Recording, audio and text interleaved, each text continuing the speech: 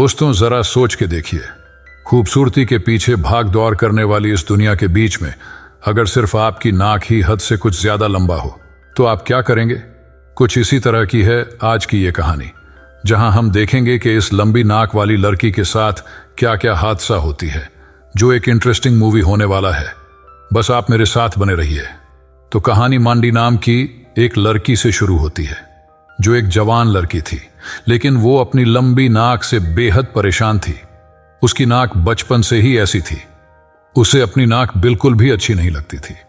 आज वह तैयार होकर एक क्लब में आती है, जहां उसके ऑफिस के साथी उसका इंतजार कर रहे थे, क्योंकि ऑफिस वालों ने आज क्लब में पार्टी रखी थी और इस पार्टी में सभी का आना लाजमी था।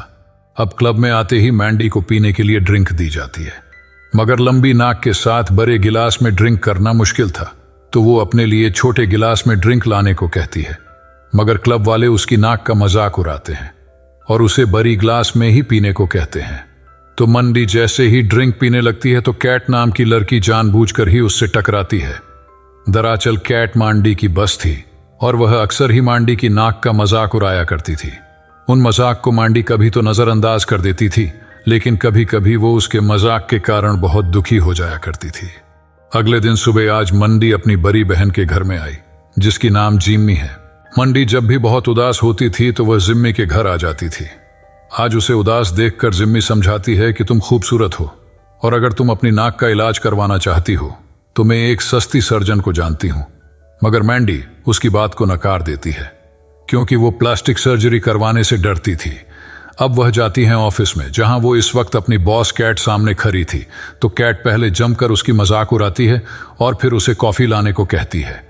ऑफिस में जितने भी लोग काम करते थे वह सभी मंडी का मजाक उड़ाते थे। वह कॉफी बनाकर कैट के पास जाती है तो फिर से कैट उसकी मजाक उड़ाती है। पर इस ऑफिस में स्टीव नाम का एक लड़का भी काम करता था, जो मन ही मन मैंडी को चाहता था।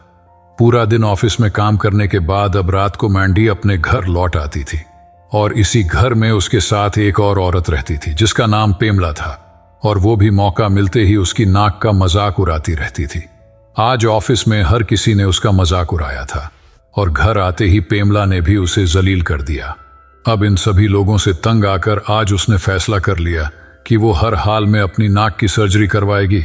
तो अगले ही दिन मंडी जिम्मी के पास जाकर उसे सस्ते सर्जन का नाम पूछती है। तो जिम्मी उसे उस सर्जन के बारे में बताती है, जिसके बाद वो सीधा उस सर्जन के पास पहुंच जाती है। ये सर्जन लोगों की प्लास्टिक सर्जरी को बहुत ही कम पैसे लेकर कर देता था, जिसका नाम बिली था। वो मांडी की नाक की जांच करके कहता है कि तुम्हारी नाक बिल्कुल ठीक कर दूंगा, तुम आज रात को ही मेरे पास आ जाना। उसकी ये बात सुनकर मैंडी बहुत खुश हो गई और वो घर आकर रात होने का इंतजार करने लगी। और अब रात होते ही मैंडी बिली के पास पहुंच जाती है और वह भी जल्दी से सर्जरी की तैयारी शुरू कर देता है। हालांकि बिली के काम करने का तरीका थोड़ा अलग था, लेकिन आज तक उसकी कोई भी सर्जरी फेल नहीं हुई है। आज भी वो बहुत ध्यान से मांडी के नाक की सर्जरी कर रहा था, लेकिन इसी दौरान दो बदमाश वहां आते हैं। दरअसल बिली को नशा करने की आदत थी और इसी आदत की वजह से वो कई लोगों का कर्जदार हो चुका था, और ये दोनों बदमाश बिली से अपने पैसे लेने आए थे। बिली उन्हें थोड़ी पैसे देकर कहता है कि मैं जल्द ही बाकी का हिसाब चुकता कर दूंगा, मगर बदमाशों को उस पर यकीन नहीं आता और वो उसे सबक सिखाने का फैसला कर लेते हैं। अब एक बदमाश पहले बेहोश परी मंडी का चेहरा देखता है और फिर वह एक कट्टर उठाकर दूसरे से कहता है, तुम बिली को रगड़ो, तब तक मैं इसकी सर्जरी कर देता हूं। तो दूसरा बदमाश बिली को मारने लगता है, जबकि पहला बदमाश मांडी की नाक काट देता है। ये दोनों असल में बिली को सबक सिखाना चाहते थे, ताकि वो समय पर उनके पैसे लौट आ सके। अब उनके जाने के बाद किसी तरह से बिली खुद को संभालता है। फिर वो जल्दी जल्दी मांडी देखता है, जिसकी हाल देखकर वो बहुत डर जाता है। उसे लगता है कि मांडी की जान खतरे में है और सभी उसी पर शक करेंगे, इसलिए वह जल्दी से अपना सामान उठाकर वहां से भाग जाता है। अब मंडी तो वहीं बेहोश पड़ी थी, इसलिए उसे ये मालूम नहीं होती है कि सर्जरी के समय वहां कोई आए थे। अब थोड़ी ही देर बाद उसे होश आता है, तो होश में आकर वह बार बार बिली को पुकारती है, लेकिन वह तो गायब था। पर जैसे ही बिली को ढूंढते ढूंढते उसकी नजर अपने चेहरे पर पड़ती है, तो अपने कटी नाक को देखकर उसकी होश उड़ जाती है। बेचारी तो वहां सिर्फ अपनी नाक ठीक कराने आई थी, लेकिन उसके साथ तो कुछ और ही हो गया। अब वो किसी तरह से चेहरे पर पट्टी बांधकर अपने घर जाती है और घर में उसे अपने दोस्त पेमला मिलती है। तो वो उससे मदद मांगती है, मगर मदद करने की जगह पेमला उसे वहां से चले जाने को कहती है, क्योंकि वो उसका चेहरा देखना भी नहीं चाहती थी। हालांकि मंडी उसे समझाने की कोशिश करती है कि मुझे मदद की जरूरत है, लेकिन इस पर पेमला उसके चेहरे पर प्लेट मार देती है। तो अब मांडी का दिमाग भी घूम जाता है और वह टेबल से एक चाकू उठाकर उसे मार देती है। पेमला की मौत के बाद वह सीधे अपनी बहन के घर पर आती है, क्योंकि मंडी को यह बिल्कुल नहीं पता था कि उसकी नाक 2 बदमाशों ने काटी थी। उसे तो लग रहा था कि उसकी बहन जिम्मी सर्जन बिली से मिले हुए थे और उन दोनों ने जानबूझकर ही उसकी नाक काट दी है। जिम्मी के घर आकर वह पहले उसकी चेहरा बुरी तरह से बिगड़ देती है और फिर उसे जान से ही मार देती है। पेमला और जिम्मी की मौत के बाद मंडी के पास अब ऐसी कोई जगह नहीं थी जहां वो रात भी गुजर सके।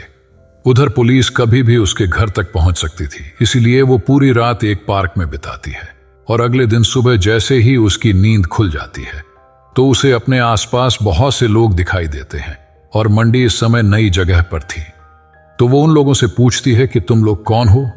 तो उसे बताया जाता है कि हम छोटे मोटे क्रिमिनल हैं और हम ही तुम्हें यहां लेकर आए थे। दरअसल मंडी की हालत देखकर इन क्रिमिनल्स को उस पर तरस आ गया था, इसीलिए वे उसे अपने अड्डे पर लेकर आए थे ताकि उसकी मदद कर सके। यह लोग मैंडी को एक मास्क पहनने को देते हैं और उससे पूछते हैं कि हम तुम्हारी क्या मदद कर सकते हैं, पर इस पर मैंडी कुछ नहीं बोलती और मास्क पहनकर चुपचाप वहां से चली जाती है।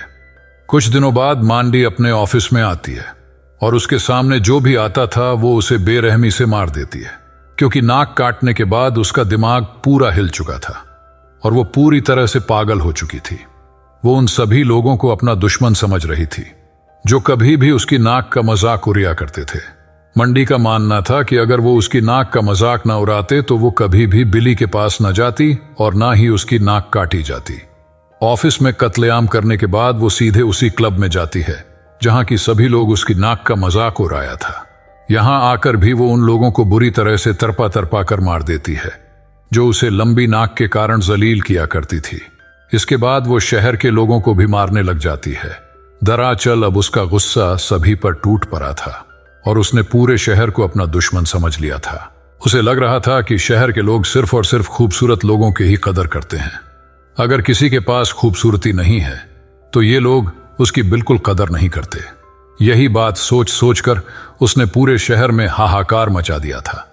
वह खूबसूरत लड़कियों को इतना बदसूरत बना देती थी कि वो खुद ही खुद की जान ले लेती थी। अब मंडी को लोगों को मारने का नशा सा हो गया था। लोगों को मरते देखकर, उनको तड़पते देखकर और लोगों की चीखें सुनकर मंडी को मजा आने लगा था। एक दिन मंडी की बॉस और उसकी 2 सहेलियां जंगल में वेकेशन मना रही थीं, तो मंडी भी यहां आकर अपना खेल शुरू कर देती है और देखते ही देखते कैट की एक सहेली को मार देती है।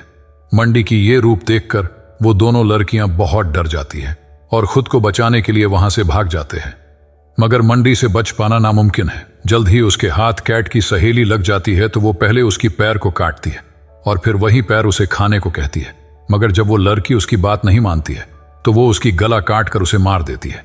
अब थोड़ी ही देर में उसके के हाथ कैट भी लग गई, तो वह अपने बॉस को बहुत शानदार मौत देना चाहती थी, जिसके लिए वो उसके पेट को चीरकर उसकी पूरी अतरिया बाहर निकाल देती है। आज कैट को मारकर मंडी बहुत खुश थी, क्योंकि वही सबसे ज्यादा उसकी मजाक उड़ाया करती थी। कैट की मौत के बाद मंडी एक और अच्छी सर्जन के पास जाती है और 3 महीना बाद मंडी की नाक बिल्कुल ठीक हो चुकी थी और अब वह अपनी नाक को देखकर बहुत खुश थी। कहानी के अंत में मंडी स्टीव के साथ रहने लगती है और ये मूवी यही खत्म हो जाती है।